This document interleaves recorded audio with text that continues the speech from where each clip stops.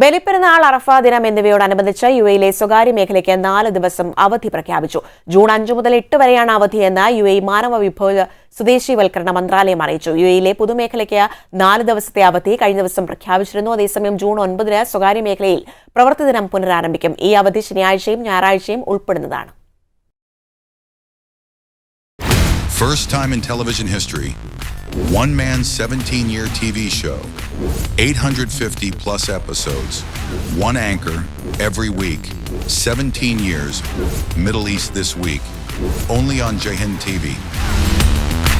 An Elvis Chamar TV show.